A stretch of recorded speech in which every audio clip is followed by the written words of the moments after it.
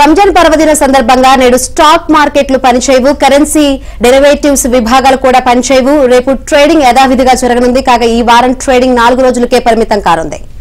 గత వారం దేశీయ స్టాక్ మార్కెట్లు ఆటుపోట్ల మధ్య నికరంగా లాభపడ్డాయి. సెన్సెక్స్ 0.7% పుంజుకుని 77,415 వద్ద ముగిసింది. నిఫ్టీ సైతం 0.7% బలపడి 23,519 వద్ద నిలిచింది. అయితే ఇది అప్రమత్తత సంకేతమా అంటున్నారు నిపుణులు. కనిష్ట స్థాయిల నుంచి 2,000 పాయింట్ల మేరకు లాభపడినందువల్ల ఈ తరహా టెక్నికల్ గా కరెక్షన్ రావడం అవసరము అంటున్నారు. కాగా అమెరికన్ మార్కెట్లలో గత శుక్రవారం నాటి బలమైన రియాక్షన్ కారణంగా ట్రెండ్ లో మరింత అప్రమత్తతకు ఆస్కారం ఉన్నట్లు భావిస్తున్నారు. కాగా మిడ్ క్యాప్ 100, స్మాల్ క్యాప్ 100 సూచీలు కూడా గత వారం స్వల్ప రియాక్షన్ సాధించాయి.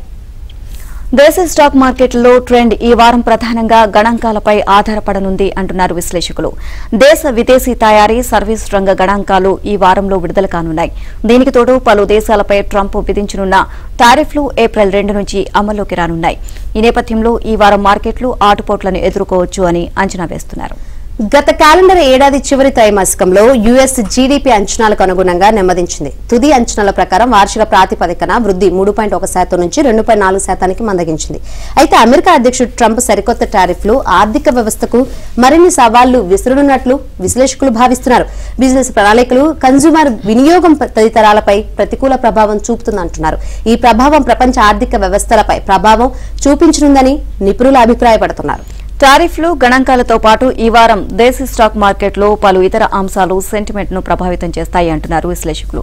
గతేడాది అక్టోబర్ నుంచి అమ్మకాల యూటర్న్ తీసుకున్న విదేశీ పోర్ట్ఫోలియో ఇన్వెస్టర్లు ఉన్నట్టుండి గత వారం నికర పెట్టుబడిదారులుగా స్టాక్ కొనుగోలు చేశారు. అయితే వారాంతాన తిరిగి భారీగా అమ్మకాలు చేపట్టారు. దీంతో ఎఫ్పీఐల పెట్టుబడులు లేదా అమ్మకాలకు ప్రాధాన్యం ఉంది అంటున్నారు నిపుణులు.